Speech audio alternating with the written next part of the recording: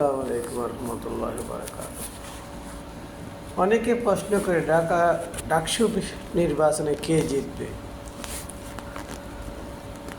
তো আমার বিশ্বাস ইনশাআল্লাহ ঢাকা বিশ্ববিদ্যালয়ের ছাত্রছাত্রীরা ভাই বোনেরা কখনো ভুল করবে না, কারণ এখানে এরা কখনো ভুল করেও নাই। বায়ান্নের ভাষা আন্দোলন যেমন ভুল করে নাই, 71 সালেও ভুল করে নাই, 86 সালেও ভুল করে নাই, বর্তমানে 2024 সালেও ভুল করে নাই, এখনও ভুল করবে না ইনশাআল্লাহ। ওরা আবিদ হামিদ মায়েদ প্যানেলকে ভোট দিয়ে জয়যুক্ত করবে ইনশাআল্লাহ। কারণ আবিদ হামিদ মায়েদ হচ্ছে জুলাই আন্দোলনের সম্মুখের যোদ্ধা। ওরা যুদ্ধ করেছে, ওরা হয়তো এতদিনে কবরে থাকতো, কিন্তু আল্লাহর রহমতে ওরা বেঁচে গেছে। আর যুদ্ধের ময়দান থেকে বেঁচে যাওয়া মানে এরা গাজী, মরলে শহীদ হতো, বাঁচছে যে গাজী। তো ইনশাআল্লাহ আশা করব সবাই আবিদ হামিদ মায়েদকে ভোট দিবেন, ভোট দিয়ে ডাকসুর পুরা প্যানেলে নির্বাচিত করবেন ইনশাআল্লাহ।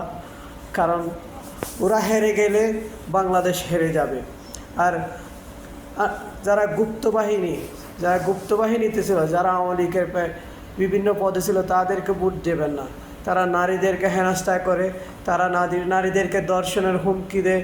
তাদেরকে ভোট দিয়ে ঢাকা বিশ্ববিদ্যালয় কলঙ্কিত করবেন না। আশা করি সবাই আবিদ হামিদ মায়েদকেই ভোট দিবেন এবং তাদেরকেই জয়যুক্ত করবেন। আসসালামু আলাইকুম রহমতুল্লাহ বারাকাতুহু।